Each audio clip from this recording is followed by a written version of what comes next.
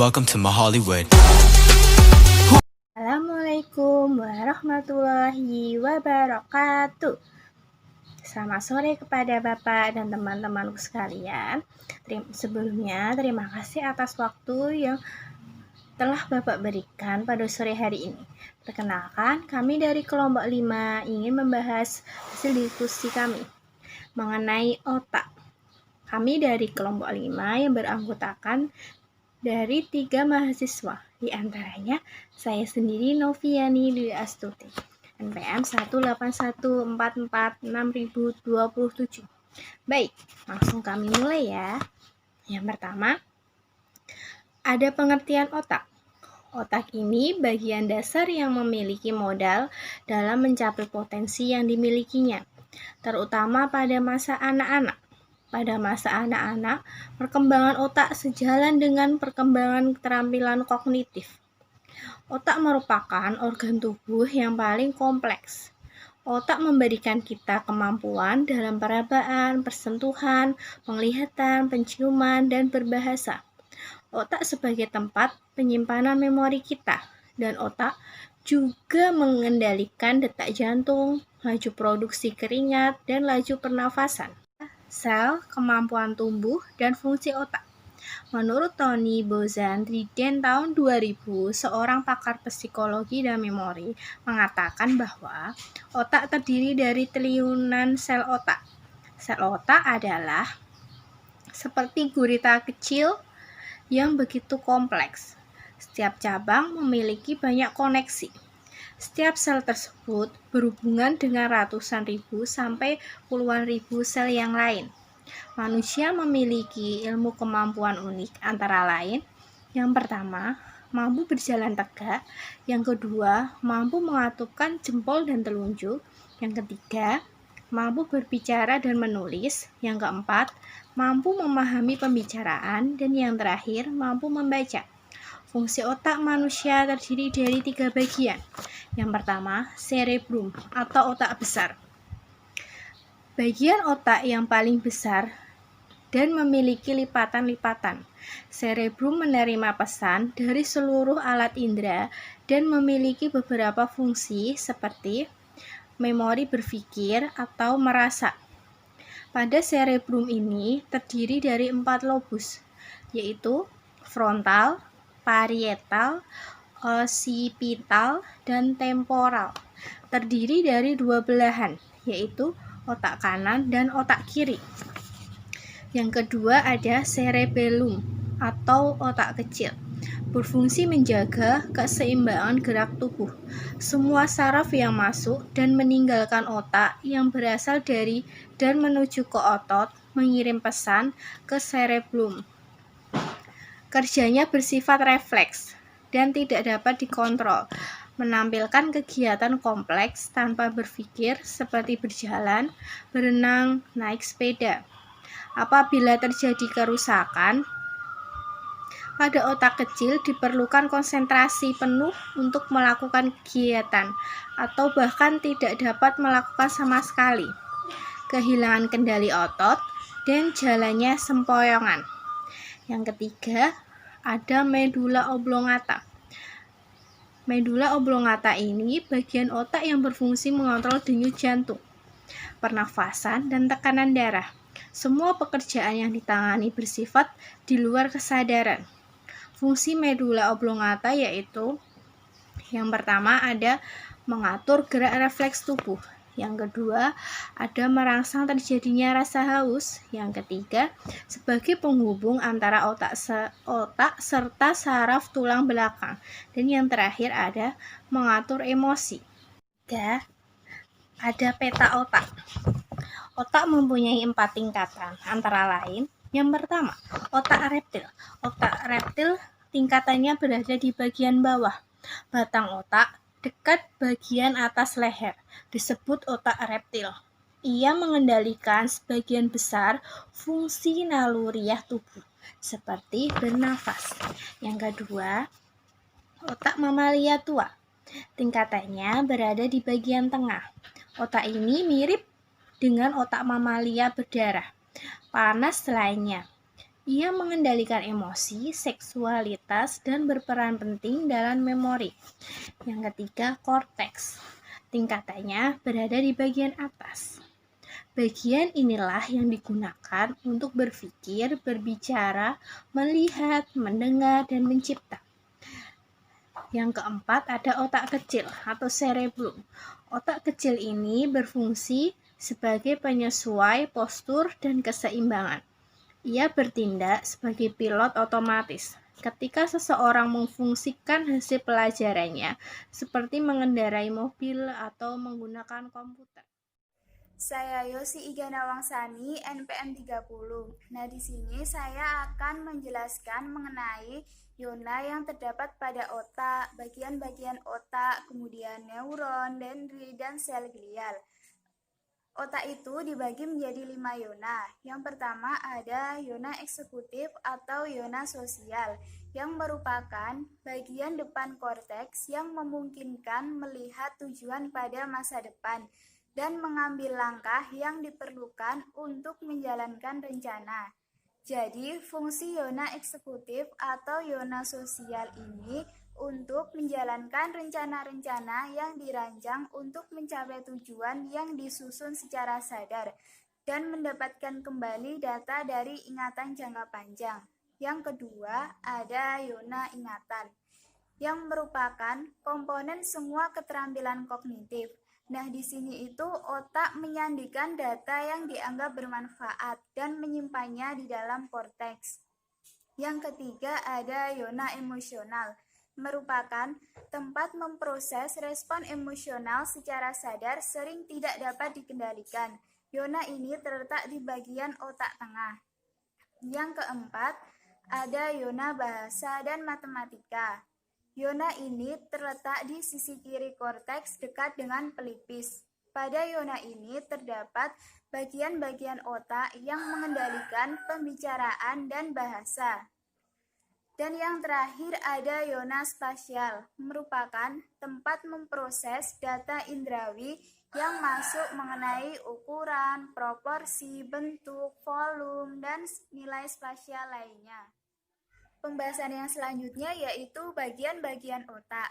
Otak terdiri dari 3 bagian. Yang pertama, otak bagian belakang. Yang kedua, otak bagian tengah. Dan yang ketiga, otak bagian depan. Yang pertama, otak bagian belakang. Otak bagian belakang ini terletak di bagian belakang tengkorak kepala, yang merupakan bagian terbawah dari otak. Nah, di bagian otak belakang ini terdapat medula, pons, cerebellum, atau otak kecil. Yang pertama, medula. Medula itu mengatur beragam refleks penting seperti bernafas, batuk, bersin, dan laju denyut jantung. Yang kedua, pons. Pons ini mengendalikan kegiatan seperti tidur dan juga bermimpi. Yang terakhir, cerebellum atau otak kecil. Ini merupakan struktur yang berukuran kurang lebih sebesar kepalan tangan. Cerebellum ini berfungsi dalam menjaga keseimbangan dan mengatur otot agar dapat bergerak lancar dan tepat. Yang kedua, otak bagian tengah.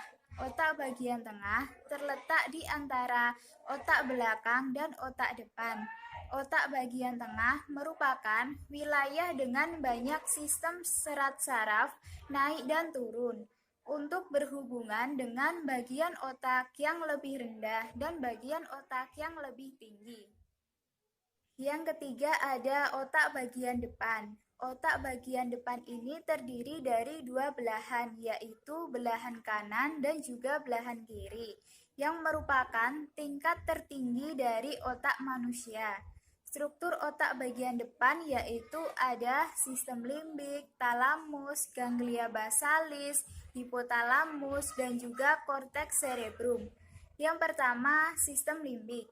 Limbik berasal dari istilah Latin yang berarti batas. Jadi, sistem limbik itu merupakan struktur-struktur yang membentuk batas antara bagian otak yang lebih tinggi dan bagian otak yang lebih rendah. Yang kedua, talamus.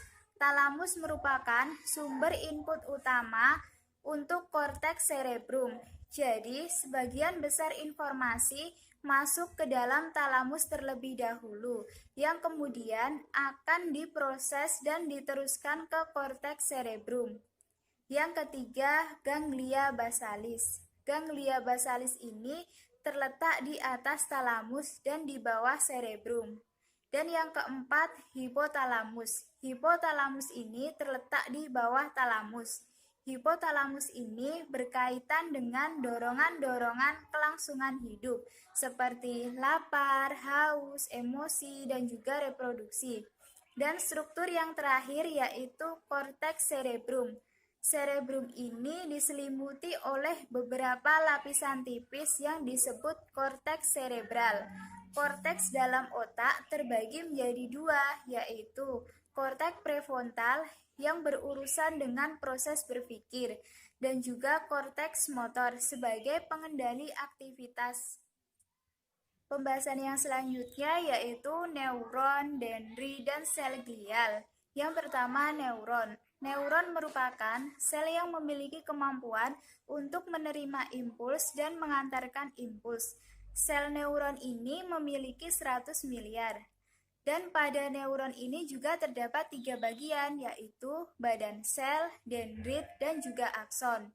Badan sel ini terdiri dari inti sel, anak inti sel, dan juga sitoplasma. Kemudian dendrit.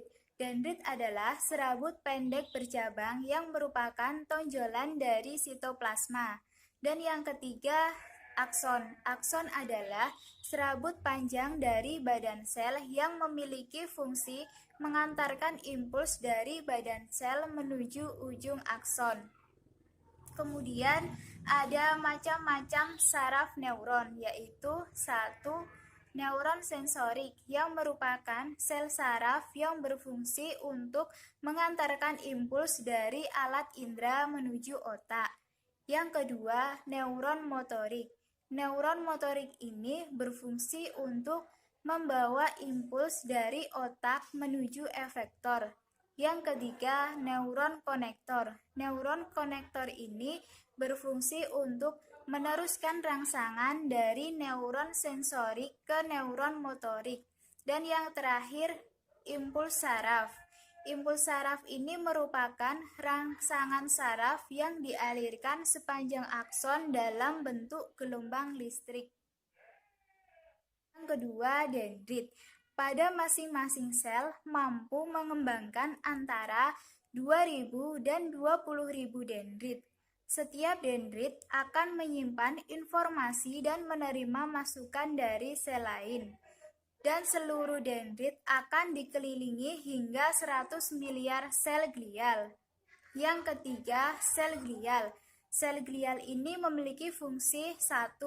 Untuk merekatkan bagian-bagian otak. Yang kedua, sebagai pendukung kerja sel saraf. Yang ketiga, menyediakan nutrisi bagi sel saraf. Yang keempat, mempertahankan keseimbangan tubuh. Dan yang terakhir, membentuk selubung mielin sel saraf.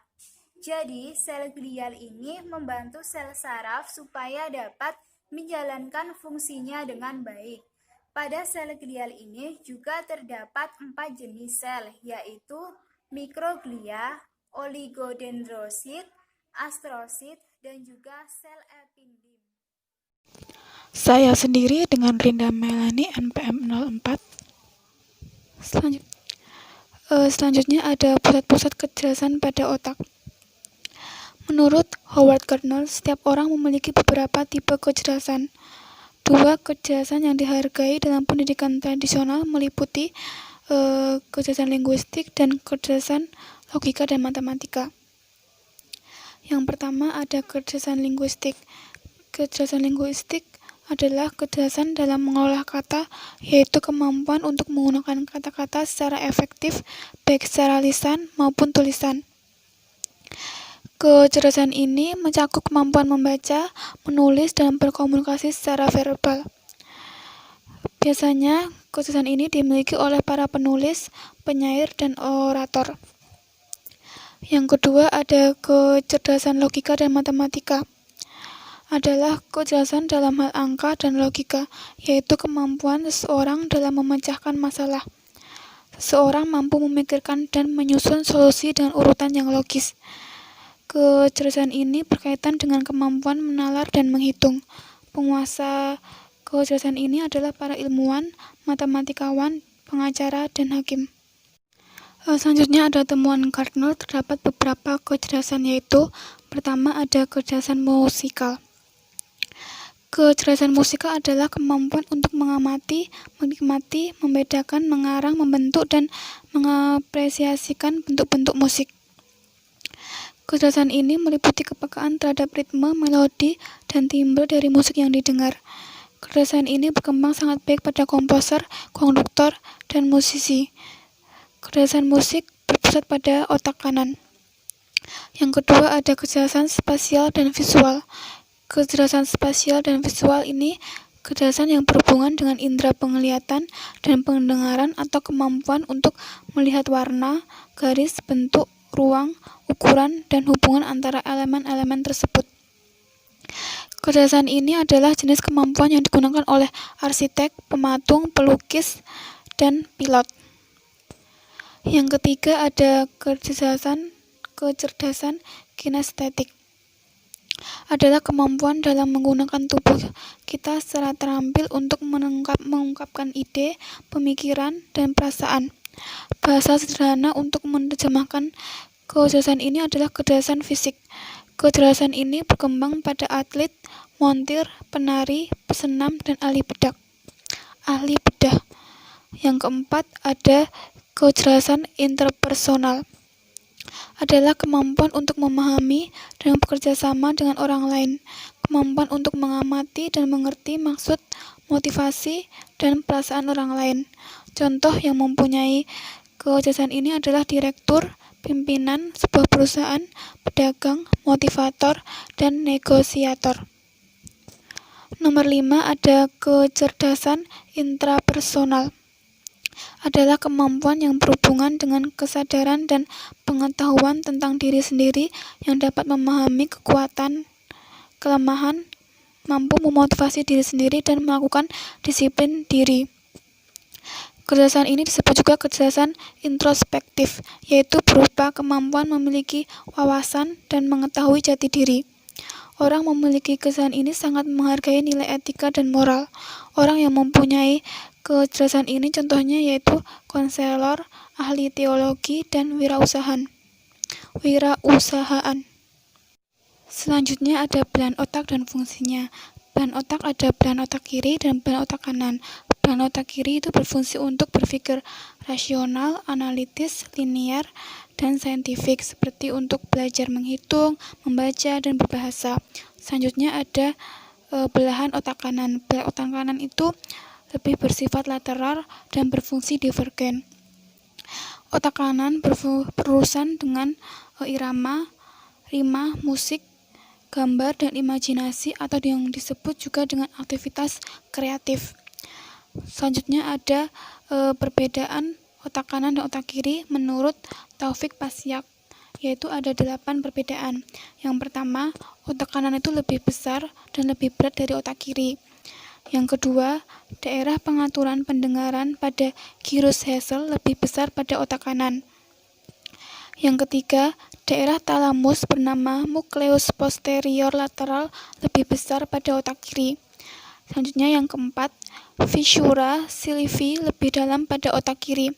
Yang kelima, daerah Broca yang mengatur berbahasa lebih tampak pada sepertiga bagian permukaan otak kanan. Daerah ini berhubungan dengan bunyi, bahasa, dan suara. Selanjutnya yang nomor 6, neurotransmitter berbeda penyebaran dan jumlahnya pada kedua belahan otak. Nomor 7, otak kanan lebih meluas ke depan, otak kiri lebih meluas ke belakang. Yang ke-8, perbedaan kedua otak lebih jelas pada kedua jenis kelamin. Selanjutnya ada proses penyimpanan informasi oleh otak. Otak memiliki sekitar 1 triliun sel yang terdiri dari 100 miliar sel aktif dan 900 sel pendukung. Masing-masing sel otak tersebut dapat membuat koneksi.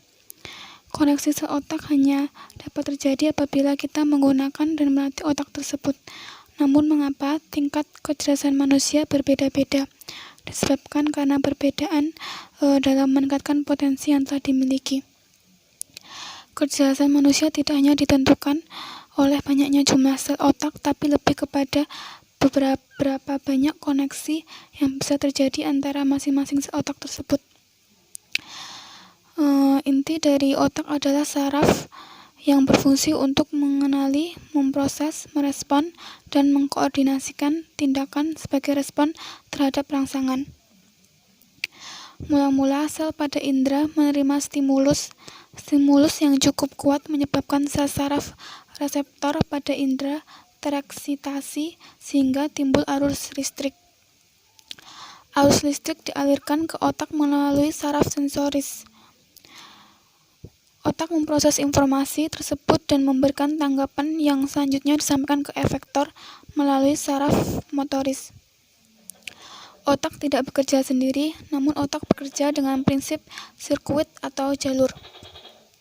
Maksudnya adalah setiap bagian otak saling membantu dan memberikan daya dan dukungannya, mengumpulkan setiap data yang didapat sehingga membentuk satu kesatuan atau seperti menyambungkan sebuah puzzle sehingga tercipta satu kesatuan pengetahuan. Jika sirkuit tersebut tidak tercipta, maka itu hanya seperti data yang berhamburan. Untuk membentuk suatu data menjadi sirkuit tersebut diperlukan rangsangan terus melalui mekanisme plastistis otak, yaitu kemampuan otak melakukan reorganisasi dalam bentuk adanya interkoneksi baru pada saraf. Tergantung pada diri manusia itu sendiri yang mampu mengembangkan otak mereka dengan baik atau tidak.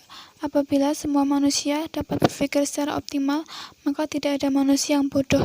Sebenarnya kemampuan otak manusia memiliki potensi yang sangat baik, sangat dikembangkan secara optimal dan seimbang. Selanjutnya ada kebutuhan dan nutrisi otak. Kinerja otak yang dimiliki oleh setiap manusia itu pada dasarnya sangat bergantung pada kualitas makanan yang kita konsumsi. Otak sangat banyak membutuhkan energi, maka dari itu kita harus banyak mengkonsumsi energi agar otak kita dapat bekerja dengan baik. Jika kita kekurangan energi, maka otak kita akan tidak bekerja dengan baik. Oleh karena itu, kita disarankan untuk banyak memakan makanan buah dan sayuran, karena dalam buah dan sayuran itu banyak yang mengandung glukosa, karena glukosa itu sangat mempunyai energi yang sangat tinggi. Otak juga memerlukan pasokan gizi. Beberapa zat gizi yang berperan dalam perkembangan otak. Satu, ada AA dan DHA yang dapat ditemukan di ASI, ikan tuna, salmon, sarden, daging, dan telur. AA dan DHA sangat penting untuk pertumbuhan sistem saraf dan fungsi penglihatan. Yang kedua, ada vitamin B. Vitamin B dapat membantu perkembangan otak dan mengaktifkan fungsi otak yang pada akhirnya bisa meningkatkan memori. Makanannya seperti daging, bayam, dan telur. Yang ketiga, ada zat besi. Kekurangan zat besi dapat menyebabkan rendahnya kecerdasan. Sumber makanan mengandung zat besi tertinggi diantaranya kulit, kentang, kacang-kacangan, roti, gandum, bayam, telur, daging sapi, kangkung, jagung, dan sereal. Yang keempat, ada yodium. Jika kekurangan yodium dapat menyebabkan rendahnya kecerdasan juga. Yodium berfungsi dalam pembentukan hormon di dalam kelenjar tiroid. Makanan sumber yodium adalah garam, salmon, tuna, rumput laut, dan susu. Yang kelima, ada seng. Dibutuhkan untuk pembelahan dan kemampuan membran sel-sel otak. Seng berperan dalam proses penyatuan protein dan nukleik oksid, sehingga berpengaruh langsung terhadap pembelahan sel, pertumbuhan, dan regenerasi sel. Makanan sumber seng adalah daging, kacang-kacangan, makanan laut, dan susu. Selain nutrisi yang dibutuhkan oleh otak, manusia juga harus melakukan kiat-kiat sederhana untuk memasuk energi ke dalam otak, seperti sarapan pagi, makan siang dengan baik, mengkonsumsi ikan, kacang, dan sayuran, olahraga secara teratur, dan membersihkan tubuh dari racun.